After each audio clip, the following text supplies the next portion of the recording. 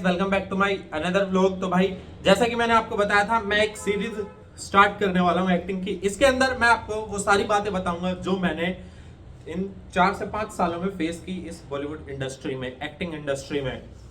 क्या कुछ स्ट्रगल करना पड़ता है न्यू कमर्स एक्टर्स को, एंड भाई मतलब ऐसी ऐसी चीजें मैं आपको इस सीरीज में बताऊंगा, एकदम रियलिटी। कभी आपने सुनी नहीं होंगी किसी के मुंह से। आप जब खुद इस इंडस्ट्री में कदम रखोगे तब आप खुद ये बातें रियलाइज करोगे, हाँ भाई, सागर नाम से जो यूट्यूब चैनल था उस भाई ने ये सारी बातें सच बताई थी। क्योंकि भाई व्यूज के चक्कर में ना लोग घुमा फिरा के बड़ा चढ़ा के बोलते हैं हाँ भाई आ जाओ, ऑडिशंस हो रहे हैं, ये हो रहे हैं भाई, लेकिन ऑडिशंस की सच्चाई तो बताओ। अब इंस्टाग्राम पर भी भाई नए नए इन्फ्लुएंसर आ रहे हैं, रील्स डालते हैं कि मुझे ये रिक्वायरमेंट की ज़रूरत है, मुझे ऐसे ऐसे कैरेक्टर्स चाहिए, फटाफट कमेंट करो, जिसके कमेंट पे 0 लाइक होंगे मैं उसको अपॉर्चुनिटी दूंगी। ये सब भाई बकवास बातें हैं, सिर्फ और सिर्फ अपने व्यूज़ लाइक कमेंट बढ़ाने के लिए। पहली बात तो भाई एक्टर कभी रिजेक्ट होता ही नहीं है। अब जिस बंदे को एक्टिंग ही नहीं आती हो वो तो होगा ही वही रिजेक्ट। वो तो कुछ कर ले, उसको अगर वो तो पीएम की भी अप्रोच लगवा देगा ना, उसको सिर्फ एक चांस मिलेगा, उस एक चांस में वो आग देगा तो भाई कुछ नहीं हो सकता उसका, उसको कभी भी अपॉर्चुनिटी मिलेगी ही नहीं जिस बंदे को एक्टिंग आती ही नहीं है। तो सबसे पहले भाई एक्टिंग सीखो, क्योंकि चांस सिर्फ एक मिलता है, दो भी मिल जाते हैं। जिस बंदे को एक्टिंग आती है भाई उसका फिर हो जाता है, कहीं ना कहीं हो जाता है, अगर उससे एक चांस मिस हो जाता है तो एक्टिंग आनी सबसे इंपॉर्टेंट है भाई। तो यही सारी बातें हम करते हैं, तो चलिए वीडियो शुरू कर देते हैं।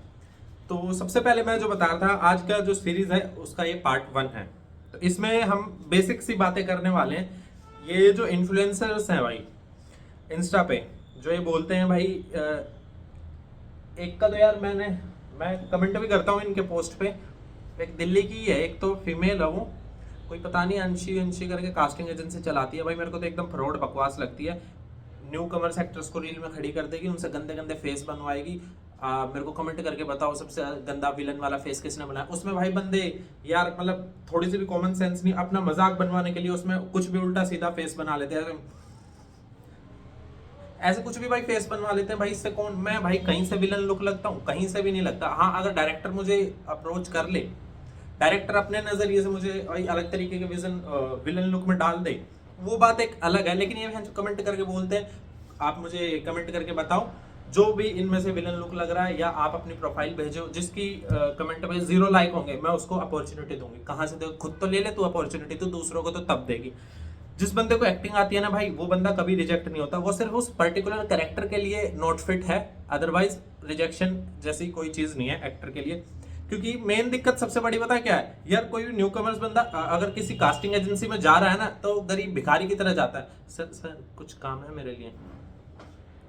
तो भाई यार एटीट्यूड से जाओ ना। अगर तुम्हें जाना है कास्टिंग एजेंसी में, तुम्हें बात करनी है, तो अपना एक ऑरा क्रिएट करो भाई वहां पर, एक कॉन्फिडेंस के साथ। मैंने बहुत से लोग देखे हैं भाई, लोगों की तो छोड़ो, मैं खुद अपनी बता रहा हूँ। स्टार्टिंग में ना उन देखा देखी में मैं भी ऐसे ही जाता, सर कुछ है मेरा लाइक, कुछ कोई ऑडिशंस वगैरह हो रहे हैं, ये टोन मेरी रहती थी। जैसे तो भाई मैंने कर्जा ले रखा उससे, वो अगला बंदा पूरे टशन में यूं लैपटॉप पे काम कर रहा है, एक नजर नहीं डालता था भाई वो मेरे ऊपर, मेरे क्या किसी के भी ऊपर, वो सीधा बोलता नहीं अभी कुछ नहीं चल रहा है, बाद में आना।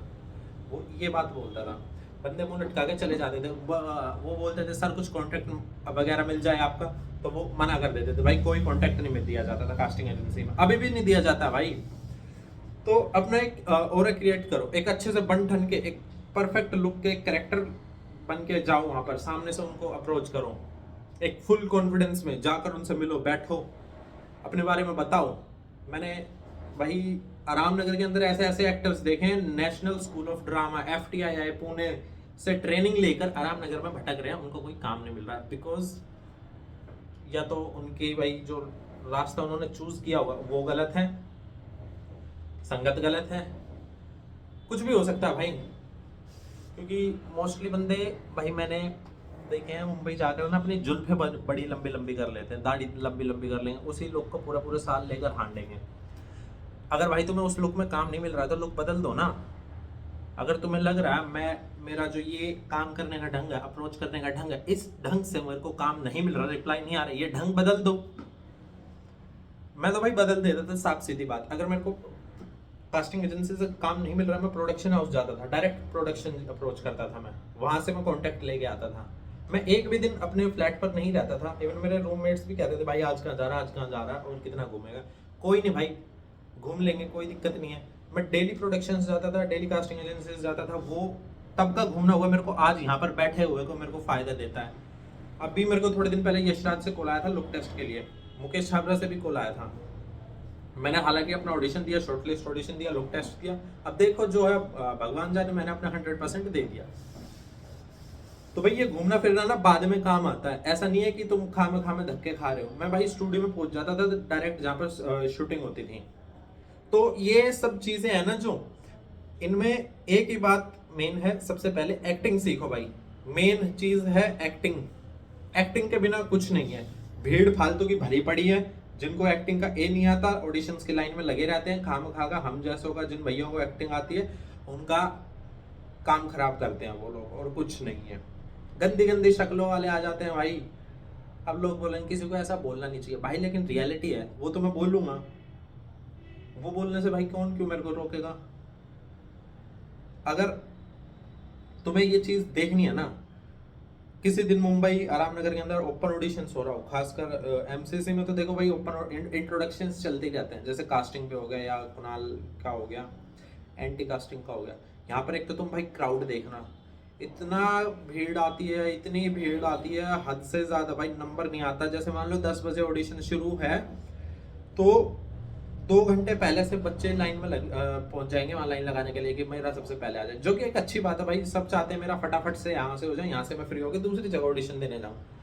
लेकिन कुछ भाई ऐसे हैं कि भाई ऑडिशन शुरू होने के 2-2 3-3 घंटे बाद 100 कर उठ कर आ रहे हैं, फिर वो लाइन में लगते हैं, खाम का टाइम वेस्ट करते हैं। लाइन में नंबर आना नहीं है क्योंकि तब तक एंट्री 100-200-300 पार पहुंच जाती है। और जो शुरू के 50-100 ऑडिशन सेंटर होते हैं ना, वही फ्रेश होते हैं। उसके बाद तो भाई कास्ट ऑडिशन लेने वाला भी थक जाता है, वही सेम चीजें सुन सुनकर। Hi my name is Sagar, hi my name is Divyansh, hi my name is ये वो ब्ला ब्ला ब्ला, वो सारी चीजें सुन सुनकर भाई वो भी पक जाते हैं, थक जाते हैं। मुझे तो कभी कभी उन पर डाउट जाता है कि कैमरा रिकॉर्डिंग ऑन भी रखते हैं बाद में या नहीं रखते हैं, खामखा पागल बनाते हैं। तो भाई बहुत सारी बातें हैं, बहुत सारी बातें। बाकी की बातें करेंगे नेक्स्ट पार्ट में। अभी मैं खुद बोल बोल कर थक गया हूँ। एंड अगर आपको ये वीडियो अच्छी लगी हो तो भाई चैनल को सब्सक्राइब करना, और भी काफ़ी सारी बातें हैं। एंड मेरी इस एक्टिंग सीरीज में जुड़ने के लिए भाई फटाफट से चैनल को सब्सक्राइब कर दो, वीडियो को लाइक कर दो, कमेंट कर दो, वीडियो को दबा के शेयर कर दो। एंड मेरे को कमेंट करके बताओ भाई नेक्स्ट टॉपिक क्या होना चाहिए। तो मिलते हैं नेक्स्ट वीडियो में, तब तक के लिए tata bye bye. I hope आप सबको ये वीडियो, ये इन्फॉर्मेशन अच्छी लगी होगी। और भाई ऐसे इंस्टाग्राम इन्फ्लुएंसर से बच कर रहो, ऐसी नॉलेज से बच कर रहो। प्रैक्टिकल सोचो, तुम खुद सोचो ऐसा हो सकता है या नहीं हो सकता। नहीं हो सकता भाई, मैं बोल रहा हूँ नहीं हो सकता, क्योंकि ये सारे काम मैंने करके छोड़ दिए हैं ना। इसलिए मैं आप सबको बता रहा हूँ ऐसा मत करो, ऐसा कुछ नहीं होने वाला इसमें। तो मिलते हैं नेक्स्ट वीडियो में, तब तक के लिए टाटा बाय बाय।